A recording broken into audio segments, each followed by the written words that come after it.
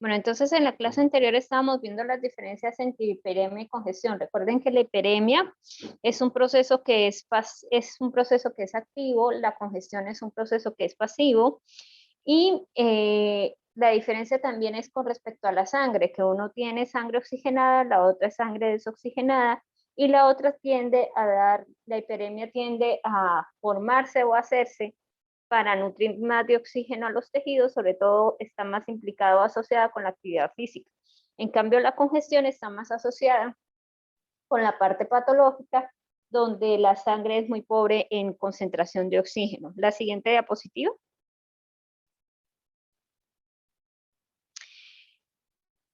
Entonces, ¿cuál es la morfología? Entonces, recuerden que la superficie de los tejidos conjuntivos está decolorada, que es lo que ustedes ven en el cambio de la coloración, y es por la sangre que es poco oxigenada. Y la otra parte muy importante es que los eritrocitos se golpean entre sí y van a liberar hemosiderina, que es lo que le da el pigmento o la coloración mucho más oscura a la piel. Cuando esa misma congestión ocurre a nivel pulmonar, una de las cosas que uno encuentra es que ese pigmento de hemosiderina va a estar en el interior de los neumocitos tipo 3, de los tipo 2, o sea, de los macrófagos alveolares. Entonces, cuando yo veo pigmento de hemosiderina alrededor de los neumocitos o fagocitado por los macrófagos alveolares, veo ese pigmento café, yo sé que el señor, sin mayor información, sé que el señor tiene antecedente de una falla cardíaca, principalmente una falla cardíaca izquierda. Entonces, cuando uno lo ve y uno encuentra ese pigmento, sobre todo a veces, por lo menos yo que hago aquí necropsias, mis compañeros también entran a hacer necropsias, lastimosamente en la descripción de los órganos, no me ponen si un órgano es grande, si los espesores de los ventículos, si las cavidades se ven dilatadas. Entonces, solamente con ver ciertas cosas en el parénquima pulmonar, yo puedo decir si tiene una hipertensión pulmonar o si tiene células de congestión pulmonar, que muy probablemente el paciente ha cursado con cambios o alteraciones que lo ha llevado a la insuficiencia cardíaca. Ojo, el pigmento de hemosiderina es diferente a la antracosis. Recuerden que la antracosis es el depósito de un pigmento que es negro, pero proviene de la contaminación ambiental. O sea, si yo vivo en sitios muy contaminados, si fumo, si trabajo en mina de carbón, pues voy a tener más antracosis que otras personas. Siguiente diapositiva.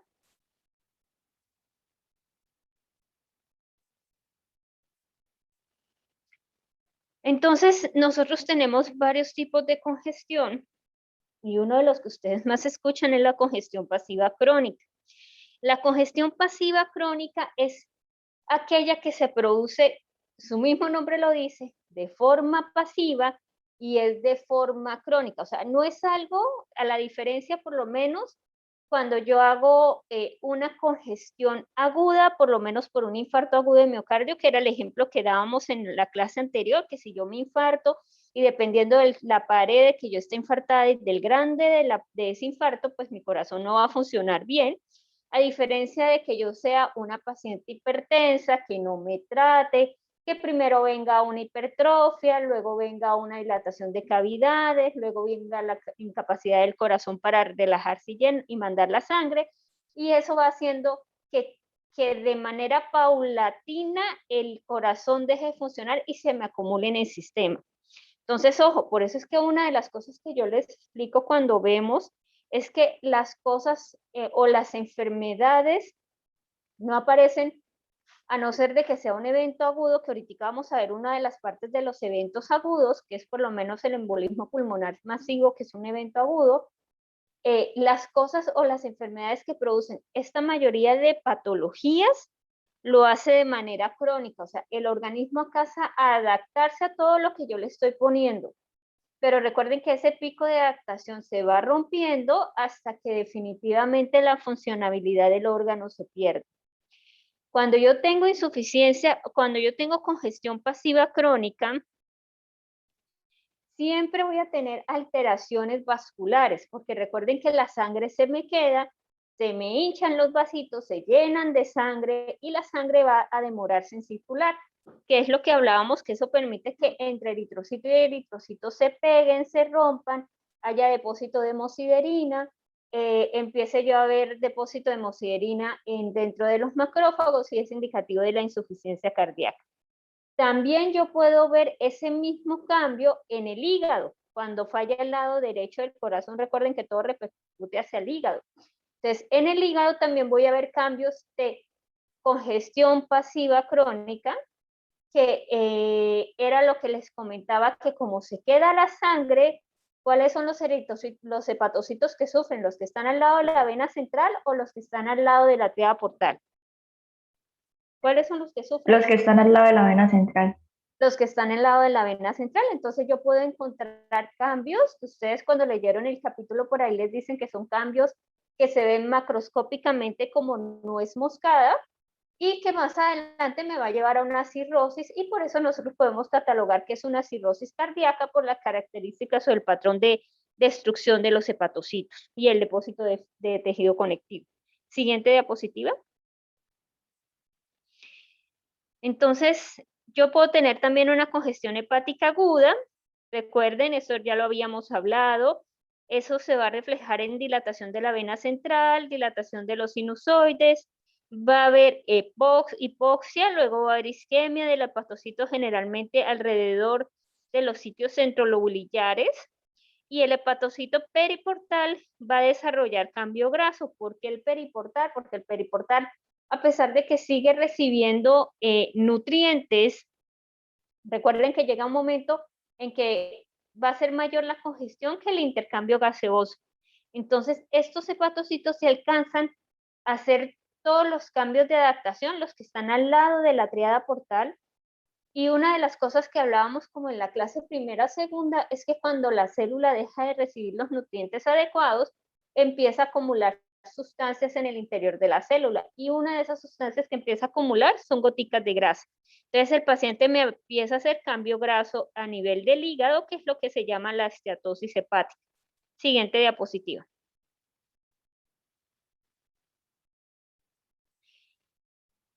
La congestión hepática crónica igual en la región centrolobulillares se van a ver ciertamente deprimidos, que era lo que yo les decía que macroscópicamente nosotros lo llamamos como nuez moscada. Y podemos ver también áreas de hemorragia, de macrófagos cargados de hemosiderina y de generación hepática. Siguiente diapositiva. Entonces, en esta diapositiva es lo que ustedes ven el cambio de nuez moscada. La nuez moscada, para los que no sepan, es un ingrediente de cocina.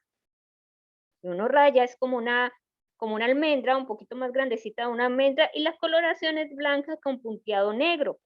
Entonces, si ustedes ven la primera diapositiva que les pongo en la parte de arriba, ustedes ven que la coloración del hígado es café o naranja ladrillo, es el color del hígado. Y entre ese color ustedes ven un punteado un poquito más café.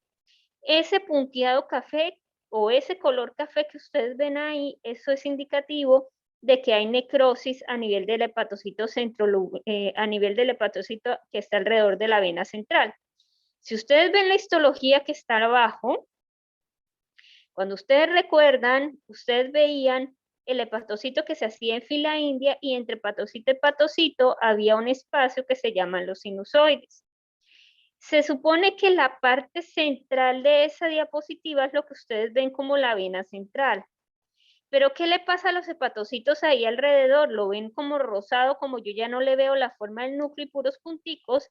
Recuerden que como la célula hepática se muere en necrosis, ¿qué me va a activar?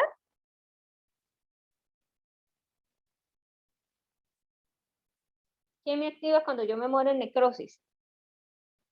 Mecanismo de inflamación. La inflamación. Entonces voy a encontrar células inflamatorias, que son los punticos que ustedes ven ahí, más los núcleos de las células que se están muriendo, que también están ahí regados. Entonces empiezo a ver mucho más celularidad y mucho más pérdida de la arquitectura normal de ese hígado. Siguiente diapositiva. Entonces, ya vimos qué es edema, qué es congestión, qué es hiperemia. Ahora vamos a hablar de la hemorragia.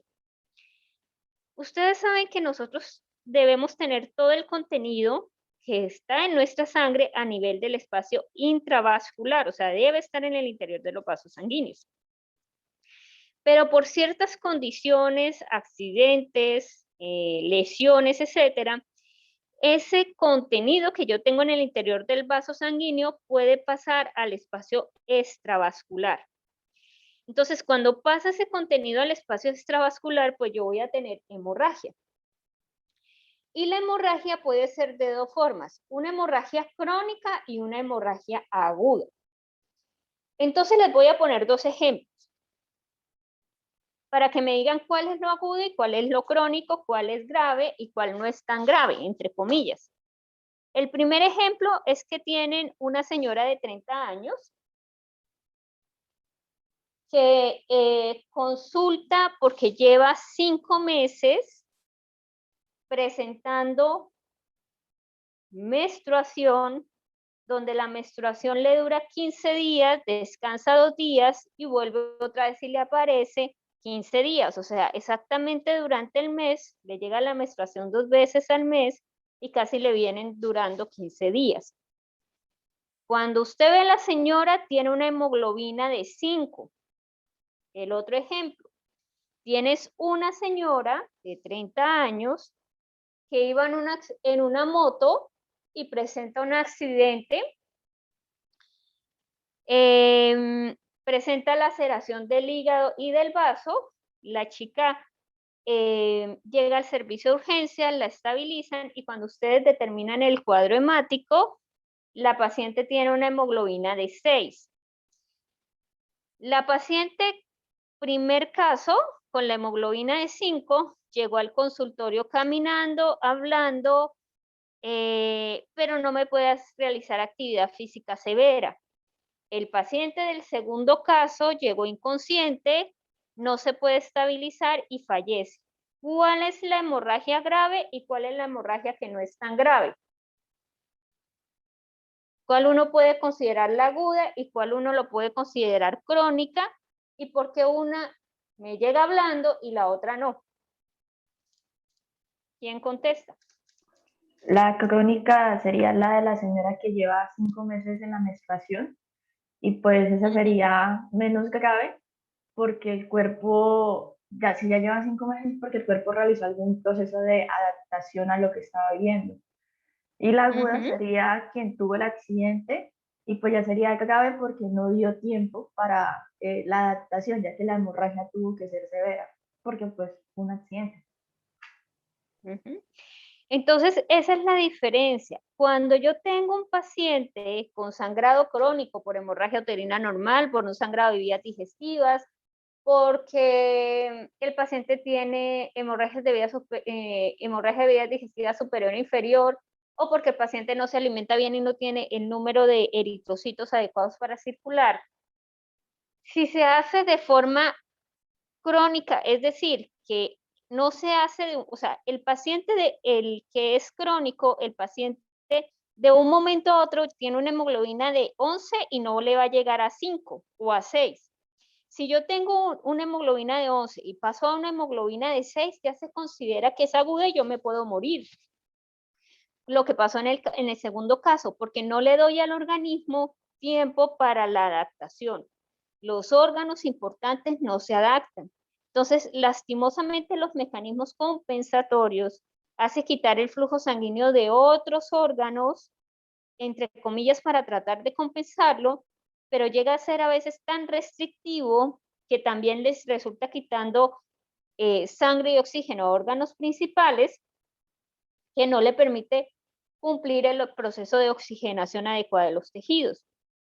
En cambio, cuando el proceso es crónico, resulta que en lo crónico yo no voy a llegar a una hemoglobina de 11 a una hemoglobina de 5, sino que yo tengo un transcurso de 5 meses donde mi organismo lentamente va perdiendo sangre y ese organismo tiene chance de adaptarse. Entonces, sí, entonces cualquier persona y a veces le pasa a uno y le hacen la pregunta, ¿por qué este si tiene hemoglobina de 5 no se murió? Y este llegó en un accidente de tránsito y me hizo un choque hipovolémico refractario y tiene una hemoglobina de 7, pero tiene 7, o sea, no se bajó tanto, pero relativamente para el organismo de él, sí bajó tanto el transportador de oxígeno y de los nutrientes que no le permite hacer el proceso de adaptación.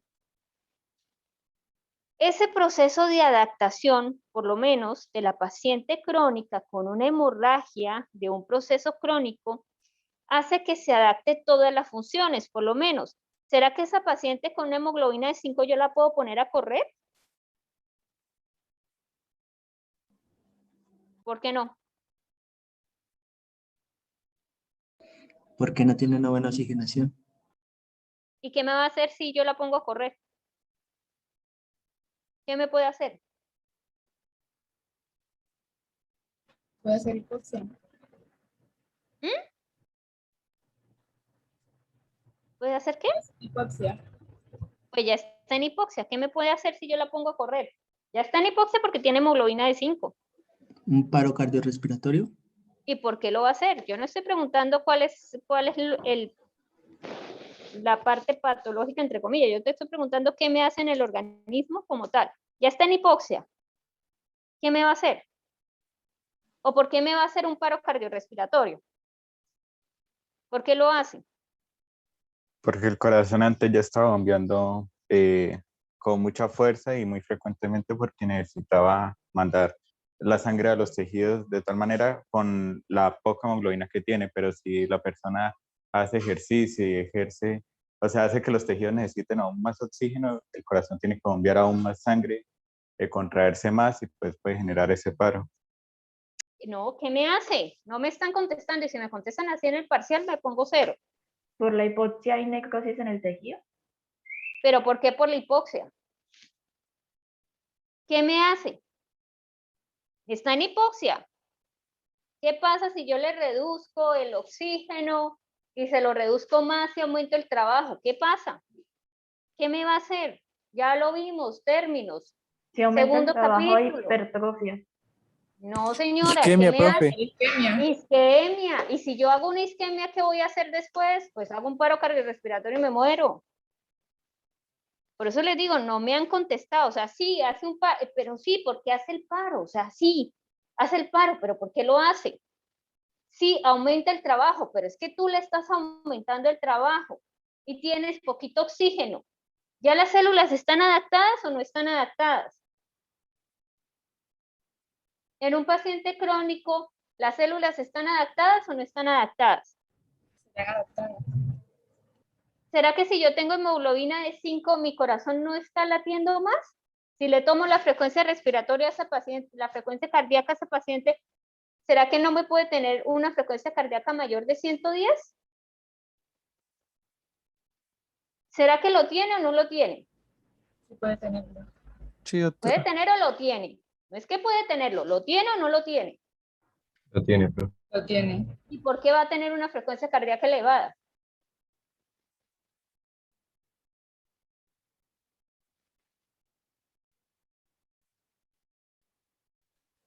Para tratar de cumplirle la demanda de oxígeno a los tejidos. ¿Y por qué? Por ahí va, ¿por qué? Va a estar hipertrofiado, Porque está profe. haciendo mayor trabajo. Me dicen que aumenta la frecuencia, o sea, si yo tengo una hemoglobina de 5, voy a tener un aumento de la frecuencia cardíaca, como dice su compañero, por aumentar, por mantener la demanda de oxígeno de los tejidos. Si yo tengo un aumento de la frecuencia cardíaca para cumplir las necesidades del tejido, ¿qué le estoy aumentando al corazón? Trabajo cardíaco. El trabajo cardíaco. Y si le estoy aumentando el trabajo cardíaco, ¿qué le tengo que aumentar el corazón?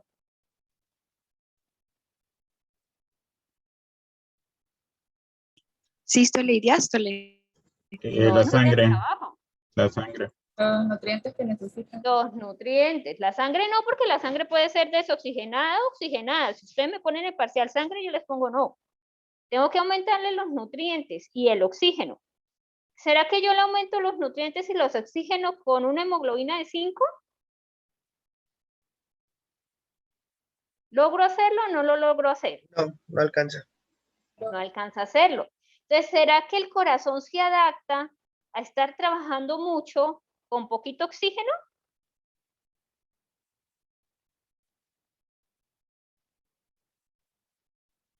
¿Será que se adapta o no se adapta? No, Sí, doctora.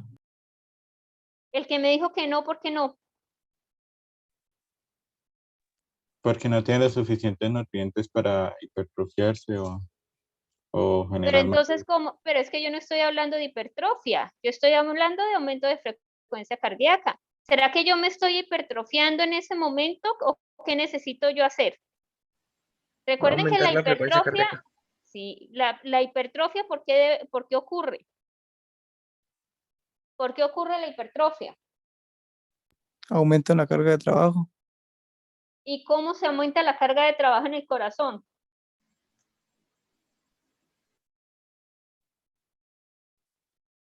Mayor carga hemodinámica. ¿Y cómo? No me han dicho.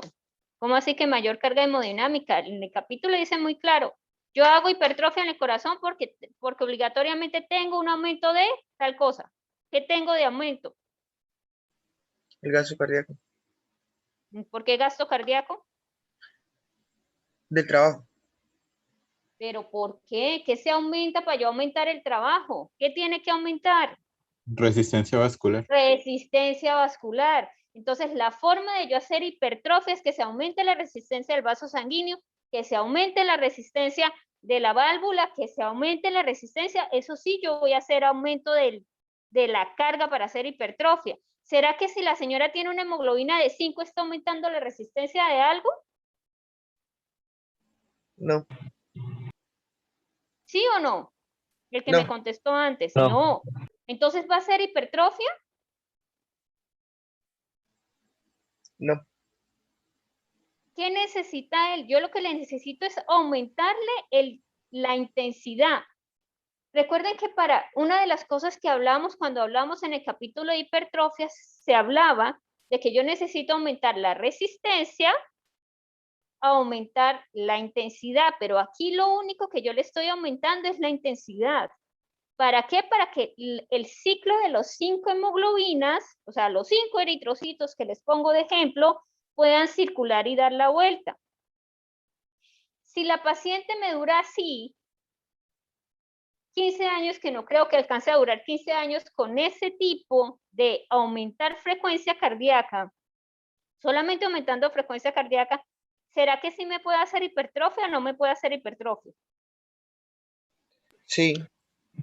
Ahí sí, porque el trabajo que es, le estoy aumentando en 15 años. Pero ¿será que la paciente me alcanza a durar 5 años viviendo con una hemoglobina de 5? No, no. Entonces, en los procesos agudos, entre comillas, o sea, agudo, ¿por qué? A pesar de ser crónico, pues no es tan marcado como en los procesos agudos, que a pesar que el paciente, por lo menos si me llega un paciente en choque hipovolémico, con una hemoglobina de 6 cuando él funcionaba con una hemoglobina de 12, ¿cuál es el primer signo que yo veo que el paciente me está haciendo? O la primera característica que el paciente me está haciendo un choque hipovolémico o una hemorragia grave. ¿Qué es lo que yo veo que digo sí lo está haciendo? ¿O cuál es la primera manifestación clínica que puede tener el paciente? Cianosis. ¿Ah? Cianosis, profe. ¿Y por qué cianosis? Si él está oxigenando bien. ¿Qué es lo primero que yo veo que digo, uy, este señor me está haciendo y hay que ponerle tal cosa?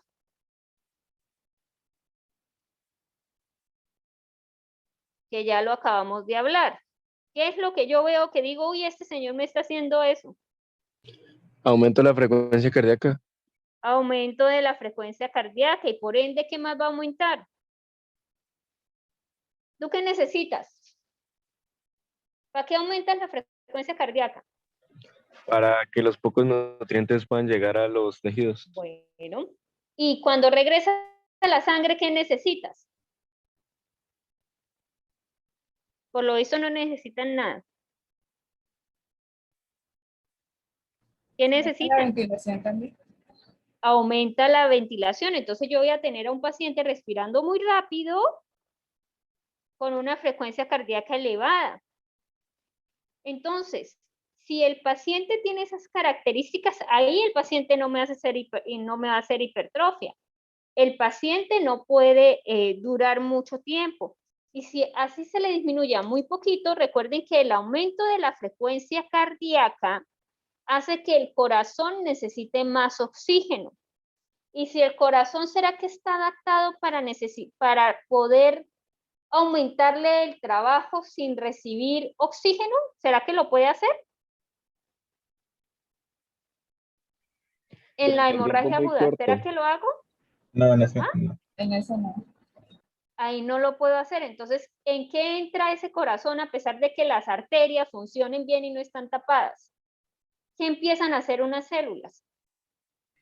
Morirse. ¿Qué empiezan a hacer unas células? Hipoxia. Primero hacen hipoxia, que ya sabemos que estaba. Después, ¿qué hacen? Isquemia. Necrosis. Isquemia. Y después de isquemia, ¿qué empiezan a hacer? Necrosis.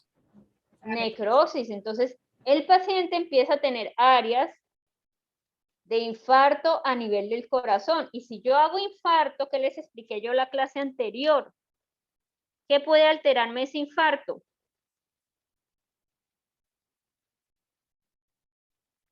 Sistema de conducción. Y si me altera el sistema de conducción, ¿yo qué voy a hacer? Arritmia.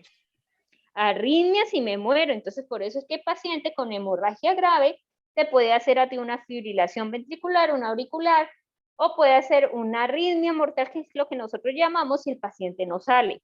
Por eso hay que mantener la oxigenación. En el paciente crónico, la hipoxia no es de una, la hipoxia es lenta. El corazón aumenta frecuencia cardíaca, sí, pero las células siguen en hipoxia. ¿Será que yo en hipoxia puedo hacer proceso de hipertrofia? A pesar de que le estoy aumentando la frecuencia cardíaca sin aumentar la resistencia. No puede. ¿Qué condición necesito tener yo para poder hacer hipertrofia? Aumenta la resistencia. Aumenta la resistencia. No, ¿cómo así que aumenta la resistencia? No. ¿Qué necesito yo para hacer hipertrofia? Necesitaría oxígeno y nutrientes. Muchos más nutrientes. Sí. ¿Y tengo los nutrientes si estoy en hipoxia? Si tengo 5 eritrocitos circulando, ¿tengo los nutrientes? No. No los tiene. Entonces, ¿voy a hacer hipertrofia como proceso de adaptación? No. ¿Qué hago? Atrofia. Atrofia. Entonces, estos pacientes no van a hacer hipertrofia, sino atrofia.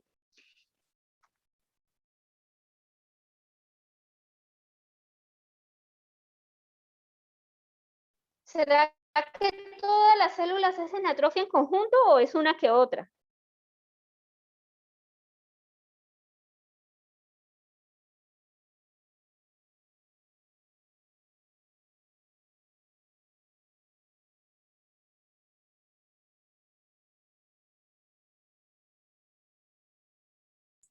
Las que estaban pegados al vaso se demora más en hacer la atrofia que los que estaban alejados.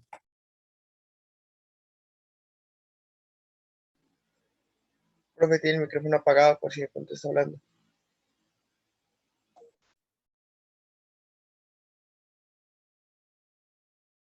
¿Aló? Ya lo escuchamos. Qué pena, chicos, es que entró una llamada. Esto... ¿En qué íbamos? Perdí el hilo. Por contestar la llamada. ¿Que hacen atrofia en conjunto o por separado? O por separado. ¿Qué pasa cuando el proceso de adaptación? ¿Qué les dije yo en proceso de adaptación? ¿Se hace todo en conjunto o todo en separado? Por separado y depende de la distancia del vaso. Exactamente. Entonces, si esta señora con una hemorragia crónica tiene 5 eritrocitos, recuerden que cuando yo tengo 5 eritrocitos, las actividades que yo hacía normalmente, si me producen cansancio, las dejo de hacer, por lo menos.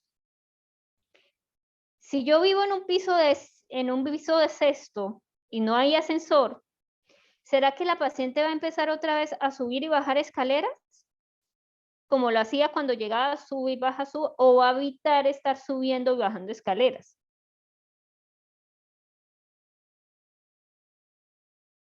Lo va a evitarlo. Va a evitarlo. Solamente con el hecho de vestirse produce sensación de ahogo. Entonces, eso es lo que nosotros llamamos clase funcional. Cuando ustedes empiecen a rotar, una de las cosas que uno le evalúa a un paciente es la clase funcional. Entonces, si el paciente le dice a uno, doctora, es que yo antes me podía peinar, me vestía, me cepillaba, hacía mis cositas, bajaba las escaleras y caminaba 2 cuadras e iba a la tienda. Pero doctora, en estos últimos 3 o 4 meses, solamente con peinarme me canso. ¿Qué quiere decir eso? Solamente con peinarme me canso. ¿Está mejorando o está empeorando su clase funcional? Peor la clase funcional. Yo ya no puedo caminar 2 cuadras, doctora, y como me canso de bajar un solo piso, entonces prefiero estar arriba. Entonces, eso hace que la clase funcional de un paciente, recuerden que la clase funcional uno lo evalúa, por eso a los pacientes uno les pregunta que qué hacen, cómo comen, cómo suben, cómo bajan, qué actividad física hacen, eso es para evaluar la clase funcional. Y cuando el paciente tiene pérdida de esa clase funcional, hay que mirar si hay un compromiso del componente vascular y pulmonar, porque depende de la oxigenación y depende del corazón. Puede ser que el señor tenga problemas en la oxigenación y corazón, entre comillas, esté bien, pero generalmente cuando falla el pulmón empieza a fallar también el corazón. Entonces, los pacientes con hemorragia crónica tienden a disminuir su funcionabilidad normal. Entonces el paciente le va a llegar, a veces el paciente no te va a llegar a ti, ay doctor, es que yo tengo una hemorragia crónica con proceso de adaptación, donde mi corazón ya se está adaptando, yo ya estoy con una frecuencia cardíaca, pero me siento cansada porque mi célula está en hipoxia. ¿Será que el paciente te llega a ti así? El paciente te da sintomatología, entonces a veces lo que te dice el paciente es, doctor, es que últimamente antes podía hacer tal cosa y ahora no puedo hacer esto. No es para que ustedes lo cataloguen como perezosa, no, eso es pura pereza y usted no quiere hacer, no. Es que algo en la clase funcional está fallando. Entonces, si la paciente a usted les dice que antes podía caminar 10 cuadras y ahorita solamente camina 3, y doctor, y me siento muy fatigada cuando subo las escaleras o solamente estando aquí sentada me siento fatigada. Y ustedes le toman la frecuencia cardíaca y la frecuencia respiratoria, hay que mirar qué es lo que está pasando. Porque recuerden que las alteraciones hemodinámicas pueden ser por alteraciones del componente vascular, cardíaco o el componente sanguíneo. Entonces, si ya uno interrogando a la paciente le dice a uno la paciente, no doctor, es que a mí me viene la menstruación y solamente descanso 4 días y me dura 20 días la menstruación o me dura 30 días la menstruación, eso ya no es normal. Y ya a uno le toca hacer el estudio para mirar si tiene una anemia crónica, porque eso se llama así, anemia crónica, y mirar a ver cómo se le disminuye ese sangrado a la paciente para que los niveles de hemoglobina suban. Si no se hace eso, el proceso de adaptación va a llegar un momento en que por eso es que ustedes a veces escuchan que los pacientes con anemia se mueren. ¿Y por qué se mueren? Porque ya el corazón se cansa tanto. Recuerden que hay células que entran en atrofia y si yo no le doy más nutrientes y la señora sigue sangrando crónicamente y sigue bajando esa hemoglobina, ¿qué pasa con las células que están en atrofia?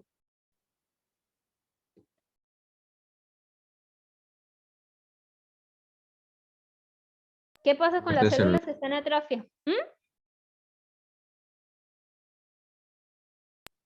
Se mueren, bro. Se mueren. ¿Y por qué proceso pueden entrar a muerte celular? Necrosis. ¿Solamente necrosis? También apoptosis. Cualquiera de los dos dependiendo del daño de la membrana. Entonces empieza a hacer muerte celular no solamente de las células del corazón, sino del cerebro, del riñón, etcétera, y el paciente me empieza a hacer una disfunción orgánica.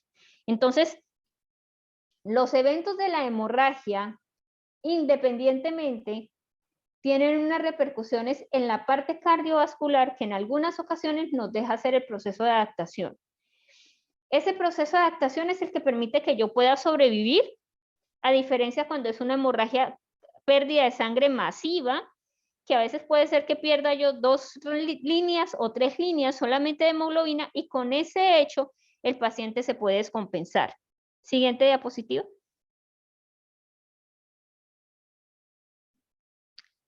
Hay diferentes tipos de hemorragia, pues hay unas que son a nivel extravascular, o sea que ustedes ven cuando yo me corto y la sangre sale, pero cuando yo no tengo sitio de salida, puedo tener 2 o varias presentaciones de hemorragia, que es cuando se me acumula.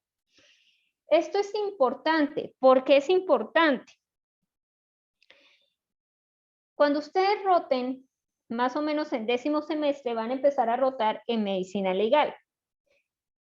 Medicina legal, a pesar de que nosotros somos médicos, yo atiendo pacientes allá, entre comillas, pues yo estoy más en morgue que en clínica, pero cuando nosotros vemos pacientes, nosotros no recetamos en medicina legal. O sea, que un paciente venga y me diga, ay doctor, es que me duele la cabeza. No. Nosotros hacemos de la parte, entre comillas, de la parte legal, donde le determinamos a un fiscal o le determinamos a la autoridad competente qué tipo de lesión tiene el paciente, cuánto tiempo le da de incapacidad, etcétera, pero no es una incapacidad clínica, sino es una incapacidad legal que es totalmente diferente, donde eso sirve para los procesos judiciales que tengan por lesiones personales, etcétera. Por ende, como nosotros no recetamos ni diagnosticamos, o sea, no diagnosticamos, yo no puedo hacer un diagnóstico, bueno, a no ser de que el paciente llegue, entonces nosotros le damos una boleta para que vaya al servicio de urgencias. Nosotros dependemos de la atención que hagan ustedes primaria en el servicio de urgencias. Entonces, haciendo este paréntesis, como nosotros dependemos de eso, yo dependo de que usted haga una muy buena descripción en la historia clínica. Porque los accidentes de tránsito, porque las lesiones personales, porque me golpearon, mi esposo me golpeó, el vecino me golpeó, etcétera. Como nosotros no le hacemos la atención primaria, sino el servicio de urgencias, yo dependo de la historia clínica para mirar qué tan grave fue esa lesión. Y si lo que ella me está contando concuerda con lo que yo estoy viendo. Por eso es que tienen que hacer muy buena descripción. ¿Por qué les digo que varía?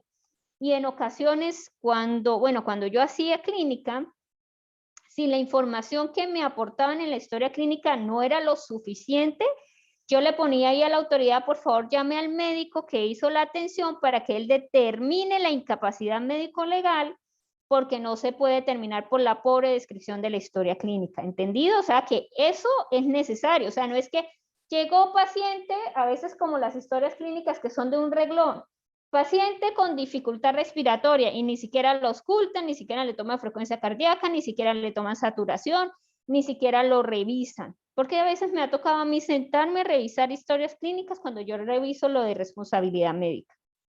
¿Por qué les digo que es diferente? Porque en la parte médico-legal, nosotros las incapacidades la damos por el tiempo de reparación de un tejido. Entonces, por lo menos, una fractura se debe reparar en 20 días.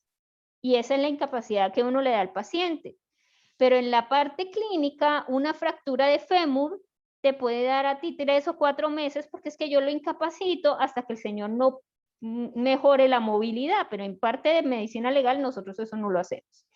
Entonces, teniendo este paréntesis, yo tengo que describir muy bien, porque es que yo tengo que mirar que las cosas concuerden. Entonces tenemos por lo menos un hematoma. Recuerden que el hematoma es cuando hay extravasación de la sangre, pero queda contenido en un tejido. Tenemos las petequias, que son lesiones que están entre 1 a 2 milímetros, que son lesiones que aparecen cuando las plaquetas no funcionan y hay ruptura de la parte capilar y hay extravasación. Esto es un signo que nosotros vemos en algunas enfermedades donde las plaquetas no funcionan bien. por lo menos en la parte de el dengue, que es con una de las pruebas que uno hace, que es la prueba del torniquete, que es cuando empieza el paciente a tener lesiones puntiformes. Entonces, esas son las petequias y ahí es donde uno sabe que no tiene un buen funcionamiento de las plaquetas. No solamente en la parte clínica, por lo menos en la parte patológica o en la parte que yo trabajo de medicina legal, ustedes pueden ver petequias cuando hay hipoxia. Cuando hay hipoxia, ya sea porque lo estrangularon, lo ahorcaron, porque se comió un cuerpo extraño, porque broncoaspiró, etcétera. Una de las cosas que ocurre es que aumenta la presión capilar y hay ruptura de los vasos sanguíneos. Entonces, si es un niño, uno lo ve mucho en el timo. Si es un adulto, uno lo ve mucho en la conjuntiva y lo ve uno alrededor de los sitios opresivos o donde el paciente está teniendo más presión, que es a nivel conjuntival. Entonces, esas descripciones, sobre todo cuando el paciente llega en una parte que se llama coloración, ayuda mucho. ¿Por qué? Porque es que no es el hecho que me digan, ¿será que ustedes pueden determinarme algo cuando yo le digo hematoma en cara? ¿Qué pasa con la cara? ¿Hay diferencia? Llega paciente con hematoma en cara. Examen físico, paciente con hematoma en cara. Listo. Esa es la primera descripción. A diferencia de un médico que diga, llega paciente quien presenta hematoma retroocular de color violáceo, pongámosle rojo, de color rojo, que mide 7 por 5 centímetros, periauricular izquierdo. ¿Qué pueden determinarme ustedes con el último que les estoy describiendo y qué me pueden determinar ustedes con el primero que les describí, con el hematoma en cara?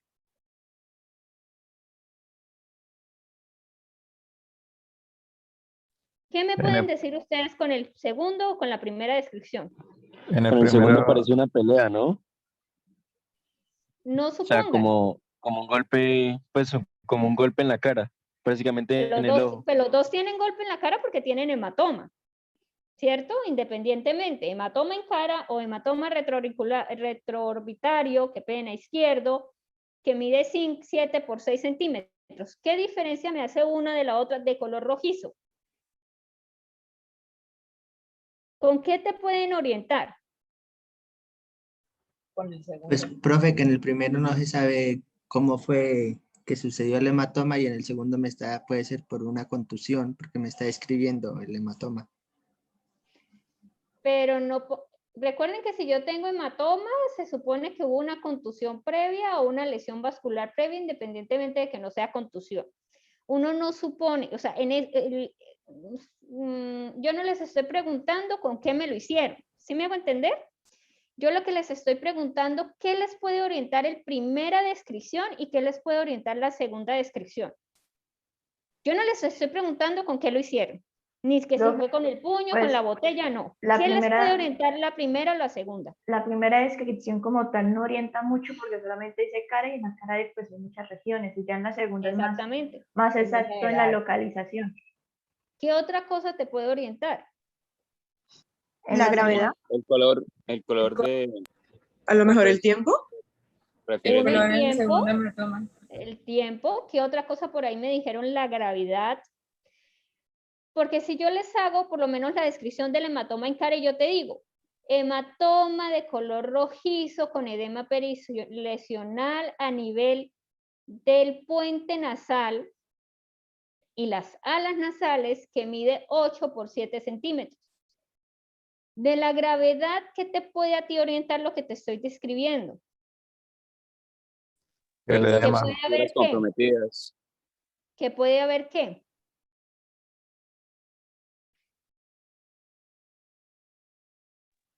Una lesión. Puede haber Pues ya fractura sabemos que hay una del hueso nasal. Pues que puede haber fractura. Entonces, exactamente. Entonces, cuando ustedes hacen una descripción, y eso lo van a ver en semiología, uno necesita, y el patólogo, por eso a veces yo choco, no es tanto chocar, sino que se ve mucho la diferencia cuando yo hago una necrosis y la hace un compañero mío que es médico general. Nosotros, los patólogos, nos gusta describir la forma, el color, el diámetro, la medida, si sube, si baja, o sea, nosotros describimos todo. Lo único que no describimos es ese sabor, pero describimos hasta el olor. ¿Sí me hago entender? La diferencia a veces con el médico es que me pone órganos normales con un hígado con cirrosis, micronodular. ¿Por qué? Porque no ven y se fijan qué es lo que están haciendo. Cuando a mí me describen, por eso les digo que nosotros dependemos mucho de la historia clínica de ustedes, porque es que un hematoma tiene un tiempo de resolución, unas petequias tienen un tiempo de resolución, unas equimosis tiene tiempo de resolución. Entonces, si a mí me llega 10 días después del evento inicial, yo no voy a ver lo que ustedes vieron. Yo no voy a ver el edema, no voy a ver el tamaño. ¿Qué pasa con el tamaño? ¿Se reduce o se amplía? ¿Qué pasa con el tamaño al tiempo? ¿Se disminuye o aumenta el hematoma? Se disminuye. ¿Cómo va a aumentar el hematoma? ¿Se disminuye o aumenta? La única forma de que aumente es que tú te vuelvas a golpear en el mismo sitio o que tengas el mismo trauma en el mismo sitio. Entonces empieza a disminuir, cambia la coloración. Entonces, a raíz de esto, si quieres, pásame la siguiente diapositiva.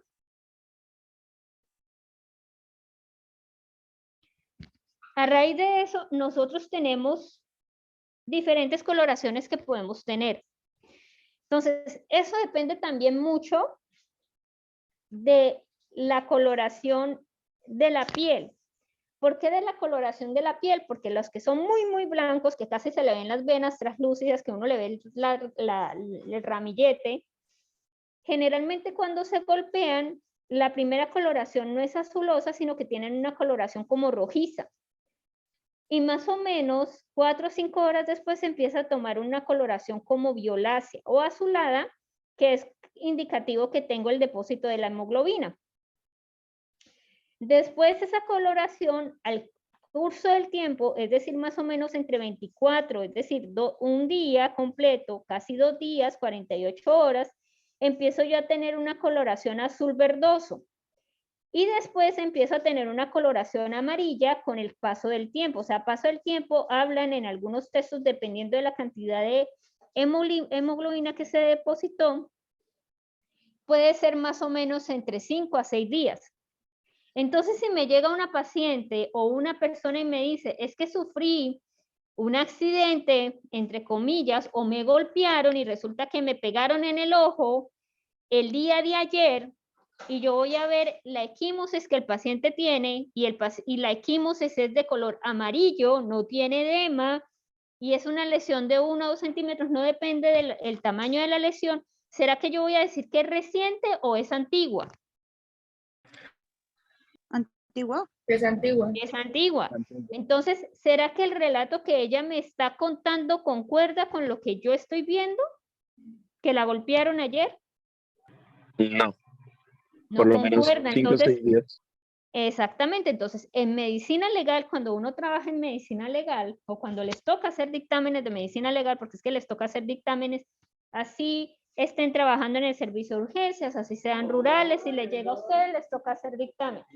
Entonces, cuando llegan ustedes a hacer los dictámenes, buenos días, ¿cómo están?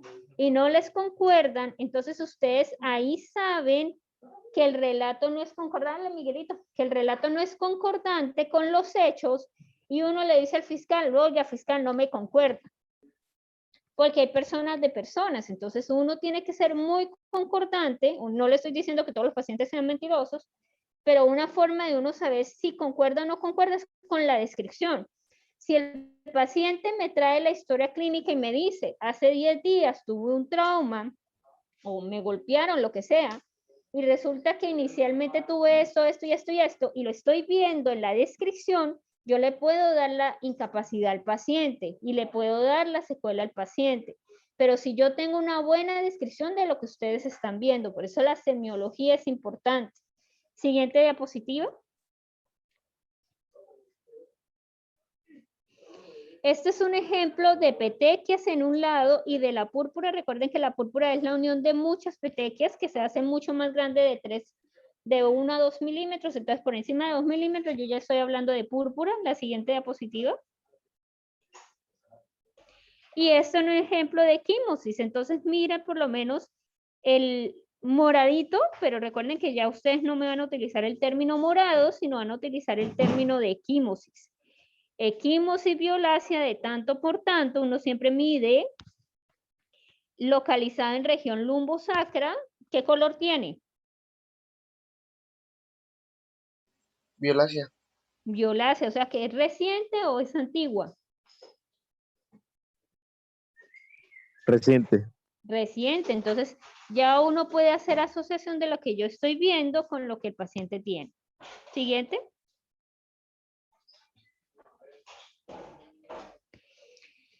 Cuando yo tengo acúmulo de ese líquido, recuerde que ya habíamos hablado cómo se llama el acúmulo de agua en las cavidades. Espérenme un momentico. ¿Jefferson solamente hay uno? Hay 4, pero ¿hay 4 cuerpos? Necesito radiografías porque no lo hicieron ayer por rayos X y no hay información. Es proyectil de arma de fuego y no se sabe si se sacó el proyectil. Y estuvo bastante tiempo hospitalizado y murió de una falla orgánica. Entonces hay que hacer la radiografía para mirar si tiene proyectil, porque en ningún lado dice si sacaron o no sacaron proyectil. Por eso lo dejaron. Para no hacer venir a Miguelito. Ahora sí. Entonces, jóvenes, resulta que ya habíamos hablado que cuando yo tengo edema, o sea, líquido, en tórax, en abdomen, tienen un nombre. Hidrotórax o derrame pleural, hidroperitoneo o líquido ascítico, en pericardio también. Lo mismo pasa cuando el líquido, la sangre se me acumula en cada una de las cavidades. Entonces yo voy a hablar como hemotórax, hemoperitoneo, hemartrosis, que es cuando se acumulan las articulaciones, y hemopericardio. Siguiente diapositiva. Entonces, una de las cosas importantes, que era lo que hablábamos ahorita al principio, es que la importancia clínica de la hemorragia depende mucho del volumen y de la velocidad. Si yo tengo pérdidas muy pequeñas, a una velocidad muy pequeña, se considera que es crónico y que me da chance de adaptarme. Pero si la pérdida de volumen es masiva, a una velocidad rápida, pues no voy a tener el tiempo de adaptarme y voy a entrar en un proceso pues agudo, donde generalmente se va a desencadenar lo que nosotros llamamos como choque hipovolémico, que más adelante vamos a hablar en qué consiste. Siguiente diapositiva. También depende mucho del sitio. Entonces ustedes tienen aquí dos características, dos órganos donde yo puedo tener hemorragia. Si es en el intestino como ustedes lo ven, en el intestino, cuando empieza a sangrar, pues tengo la ventaja de que el sangrado puede salir, señor. No, pero regálenme las otras actas para yo revisar a ver si cumplen o no cumplen. Entonces la sangre puede salir, ya sea por el recto o por arriba por la boca, y no me va a causar ningún problema de acumulación. Pero ¿qué pasa en el corte de cerebro? ¿Qué creen ustedes si se me acumula sangre en el cerebro? ¿Qué ven ustedes ahí? ¿Qué pasa si se me acumula sangre en el cerebro? ¿Una necrosis licuefactiva? No, señor. ¿Qué pasa? ¿Qué pasa si se me acumula ¿Herniación? sangre en el cerebro? ¿Y por qué me voy a herniar? Porque hay compresión del tejido. ¿Por qué?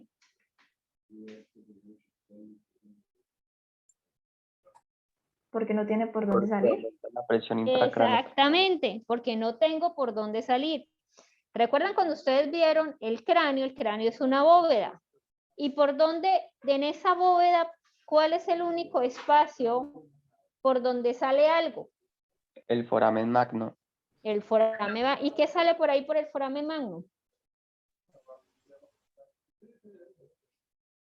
¿Qué sale por ahí? La médula ósea. ¿Y qué más sale? No solamente la médula ósea. ¿Ah? ¿Qué sale por ahí? Tronco cerebral también. El tallo cerebral. Y ahí al ladito descansan una estructura muy importante. ¿Qué cosa? Que está al lado del Las tallo arterias. cerebral. No, señor. El cerebelo. El cerebelo, principalmente una estructura. ¿Cuál estructura?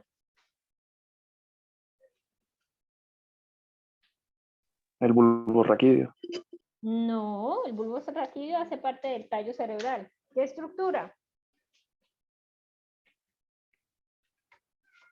Que nosotros tenemos también en la garganta. Que tenemos unas también a nivel de los senos paranasales. ¿Cómo se La llama? amígdala. La amígdala. Y resulta que cuando yo tengo algo que me genera espacio en el cerebro, a nivel de esa bóveda, la presión va a hacer que el cerebro se salga por ese agujero magno. Y resulta que la estructura que se va a salir por ahí son las amígdalas cerebelosas y me van a comprimir parte del tallo, o sea, parte del bulbo raquídeo, que son responsables de manejarme qué estructuras o qué órganos me manejan o qué función me maneja el bulbo raquídeo. Ahí están los centros de la respiración. Respiración y qué más.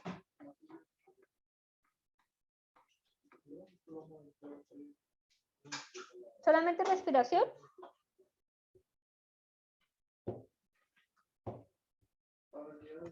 También la deglución, profe, y el vómito. No. Ya me dijeron que controla respiración. ¿Qué otra cosa controla esa parte? La digestión. No. ¿Será que yo me El muero ritmo porque del estoy corazón. indigestado? El ritmo del corazón. Entonces, al deprimirse, me va a comprimir el centro cardiorrespiratorio y el paciente se muere. Eso se llama herniación de las amígdalas cerebelosas y por eso es que el paciente una vez entra en muerte. Ya no hay nada que hacer. Entonces, ahí ustedes ven por qué es diferente yo tener una hemorragia en órganos que son prácticamente, entre comillas, huecos, donde pueden acumular más sitio, más estructura, más sangre, a un órgano que es más cerradito. Lo mismo pasa en cavidad torácica o en cavidad abdominal. La cavidad torácica es amplia, puede recibir bastante, pero si resulta que yo estoy recibiendo 1000 cc o 1500 en un emitor derecho, ¿qué pasa con el espacio para poder que el pulmón se amplíe para hacer el proceso de inspiración y disminuya para hacer el proceso de expiración? ¿Qué ocurre?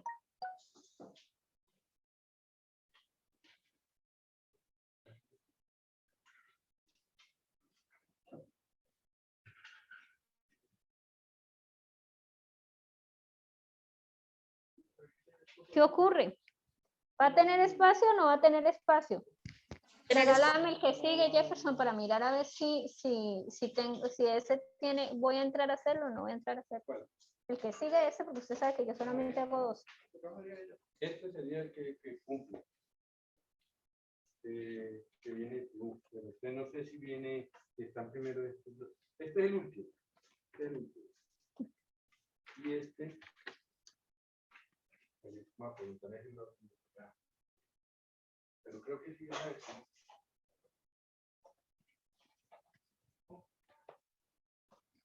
Entonces, ¿qué jóvenes? ¿Aló? Profe, ¿podría repetir? Es que en el corto. Si yo tengo líquido acumulado en cavidad torácica, ¿qué pasa? Tengo 1000 cc, ¿qué pasa con el proceso de inspiración y expiración? Se ve reducido. Se ve reducido. Y si se ve reducido, entonces el paciente va a oxigenar bien o no va a oxigenar bien. Miguelito, no me corra, deja a la señora. No, la saturación de oxígeno va a disminuir. Exactamente, y el paciente va a tener dificultad para respirar. Entonces, todo depende de donde yo vaya a tener esa hemorragia masiva o ese acúmulo de sangre en cada una de las cavidades o de los sitios donde yo voy a tener. Siguiente diapositiva. Tradíqueme a la señora de Tibú, por favor. Sí. Sí, porque va luego sigue el venezolano, pero el venezolano todavía sigue la señora. No, tradíqueme a la señora de Tibú y deja los otros 2 para mañana. Yo como hoy hago solamente 2. Entonces resulta que nosotros para poder mantener la sangre en el interior de los vasos sanguíneos dependamos de un proceso normal que se llama hemostasis. Entonces esa hemostasis, espérenme un momentito.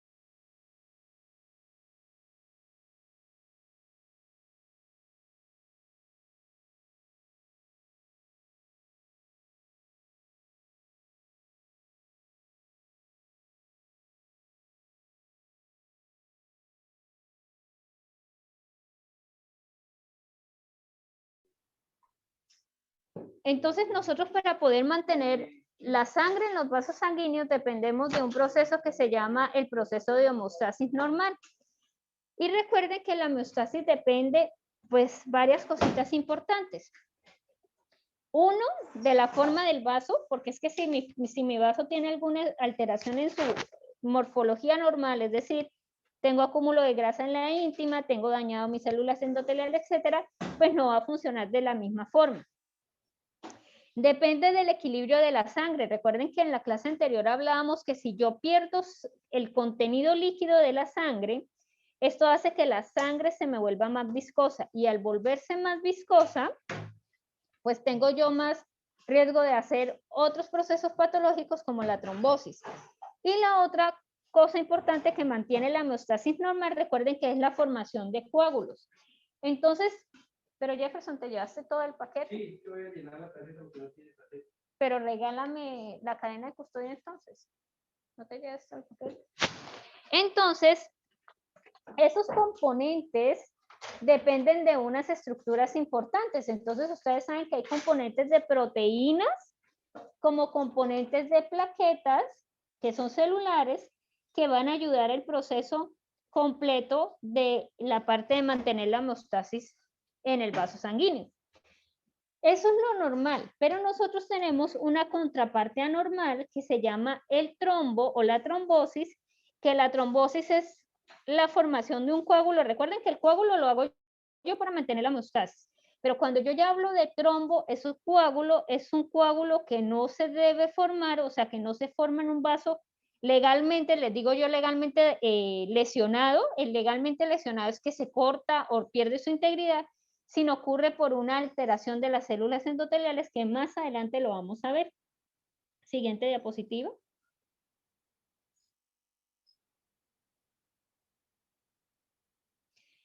Entonces, para la hemostasis normal, ¿qué dependo? Pues de una lesión. Recuerden que eso ya lo habíamos hablado, que hay una vasoconstricción arteriolar por acción de la endotelina. Luego viene el tromboxano, que también me ayuda a esa vasoconstricción. Hay una exposición de la matriz extracelular que me ayuda a la adherencia, activación plaquetaria y agregación, que me va a hacer la homeostasis primaria. Recuerden que la homeostasis primaria es la agregación plaquetaria, para después hacer activación de la homeostasis secundaria, que es la formación del coágulo definitivo. Siguiente diapositiva.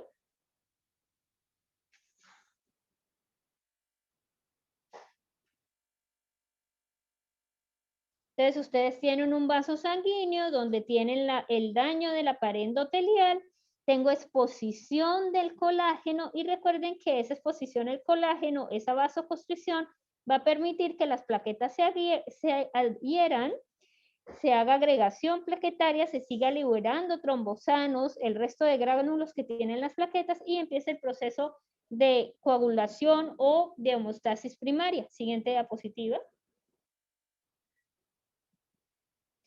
Recuerden que yo debo tener exposición del factor tisular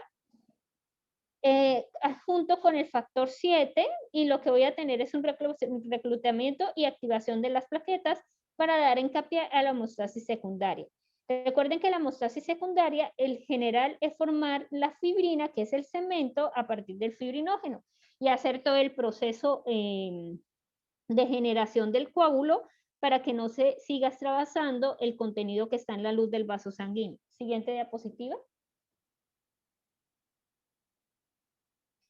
Entonces ustedes lo ven acá, entonces recuerden, tengo un daño de la pared, por eso ustedes no ven en las células endoteliales donde están las plaquetas, hay exposición del colágeno, del factor 7, eso me hace que se agreguen las plaquetas, se libere endotelina, tromboxano y empiece la primera parte que es la vasoconstricción. Y esa agregación con liberación de ADP me empieza a hacer la activación de toda la cascada para formar el tapón secundario y luego para poder depositar fibrina en la superficie para hacer un coágulo mucho más fuerte para hacer la hemostasis secundaria. Recuerden que normalmente esto se debe remodelar y se debe controlar.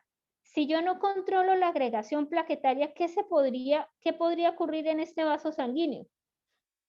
Si se sigue agregando más plaquetas y si se sigue depositando más fibrina. Una obstrucción. Una obstrucción. Entonces, esa obstrucción, cuando yo lo veo así, ya no se considera que es un coágulo y que es una cosa normal, sino ya estamos hablando de un proceso patológico y ese proceso patológico sería un trombo. ¿Entendido? Cuando yo lo hago normalito es coagulación, hemostasis primaria y hemostasis normal. Cuando yo ya empiezo a hacerlo mal, entonces yo ya empiezo a hablar de trombosis y de la parte patológica. Siguiente diapositiva. Entonces tenemos la fibrina que se polimeriza. Eso recuerden que los agregados plaquetarios se vuelven más compactos. La idea es formar un tapón permanente y toda la idea es la activación de mecanismos que me van a regular para poder modular esa respuesta y entre esos está el plasminógeno. Siguiente diapositiva. Entonces ustedes ven acá esta diapositiva, ¿sí? Entonces, recuerden que ese cemento que se pega, no solamente se van a agregar plaquetas, sino que se me pueden pegar células inflamatorias que están circulando. Por eso es que nosotros obligatoriamente necesitamos de esos estabilizadores para que barran con lo que me sobra y no se me vaya a obstruir la luz del vaso, porque si nosotros dejamos continuar que se siga pegando, me va a cerrar el vaso y voy a hacer una isquemia. Entonces, ¿qué hago yo o qué es lo que hace que se module? Pues porque puedo hacer fibrinolisis, porque hay moduladores de la fibrinolisis con la proteína 6S, con la heparina, que también se produce endógenamente. Entonces, todos esos factores van a ayudar que se estabilice y se vuelva más uniforme el tapón primario y secundario que estoy haciendo. Hay una cosa importante. ¿Profe? Señor. Qué pena, ¿podría repetir lo que acabo de decir? Es que se me entrecortó, o no decía todos. Que todo este proceso que ustedes están viendo en la gráfica, todo lo que se está pegando con la fibrina, todo lo que se está pegando en la superficie, yo lo tengo que modular. Entonces, una de las cosas que puede hacer para la modulación es liberar sustancias que me ayuden a la fibrinolisis. Esas sustancias me ayudan a regular que ese coágulo que estoy haciendo de la hemostasis normal no me vaya a obstruir el vaso y se me vaya a convertir como un proceso patológico que es la formación de trombos. Normalmente los factores de la coagulación están activados en el sitio donde ocurre la lesión. O sea, no se me activan antes, no se me activan después. Pero lo que sí está activado constantemente después del sitio donde ocurre la formación del coágulo son las sustancias anticoagulantes, principalmente lo que es la proteína 6S y la heparina. ¿Por qué? Porque es que si esto se suelta, porque en la luz del vaso hay flujo turbulento, si hay flujo turbulento, ¿qué pasaría con este coágulo que se está formando normalmente en ese vaso sanguíneo que están viendo?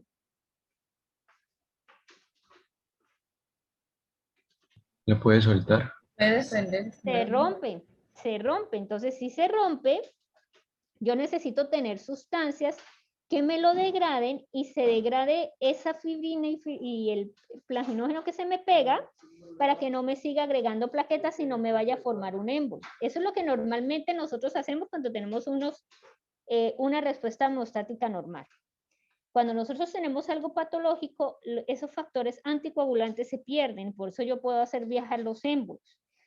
Entonces, esta remodelación es necesaria, pues 1, para que no se me altere el flujo, 2, para que no me tape el vaso sanguíneo, y 3, para que el tejido vuelva otra vez a su estado inicial, que es una filita de células endoteliales sin exposición de nada.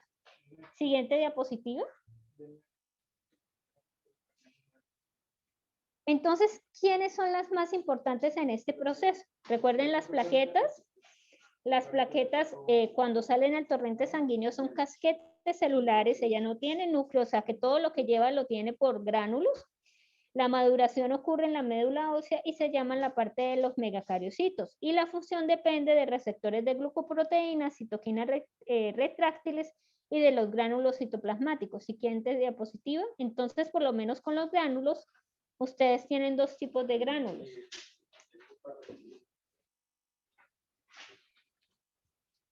Siguiente diapositiva. Para dejarlo hasta acá. Entonces, ¿qué gránulos tienen ustedes? Tienen unos gránulos alfa y unos gránulos gamma. Entonces, por lo menos en lo alfa, miren lo que ustedes ven. Tienen moléculas de adhesión como la selectina, tiene el fibrinógeno, el factor 5 y el factor también de von Willebrand, tiene fibroconectina, tiene factor de crecimiento derivado de plaquetas. Este factor de crecimiento derivado de plaquetas no es para que me crezcan las plaquetas, porque recuerden que las plaquetas son casquetes. Este factor de crecimiento derivado de plaquetas también tiene una acción en las células endoteliales para ayudar a la proliferación de la misma célula endotelial. Tengo ADP, tengo calcio, tengo serotonina y tengo adrenalina. Entonces, todos estos factores, recuerden que están en los granulitos de esos casquetes y cuando se activa se van a liberar para poder iniciar el proceso de la cascada de la coagulación. ¿Listo, jóvenes? Bueno, jóvenes, lo dejamos hasta acá. Ya me mandó la monitora la fecha de la presentación del trabajo y de la presentación de la entrega del trabajo y la entrega del parcial. Ojo, tanto con la entrega del trabajo y parcial tienen una hora estipulada, ¿no? Vuelve y juega. Tienen que tratar de mandarlo 10 minutos antes, no en el momento en que lo están mandando y después al otro día decir que es que no alcanzaron, no sé qué menos, porque se les da tiempo suficiente para poderlo enviar con tiempo. Este fin de semana tienen un fin de semana larguito, siéntense en hacer el trabajo como lo tienen que hacer y lo empiezan a mandar ya a partir de la otra semana para que no tengan inconvenientes. ¿Listo? El desarrollo del caso clínico lo hacemos el jueves. Entonces se cuidan y estamos hablando. Listo, profe, muchas gracias. Gracias, profe. Gracias, profe.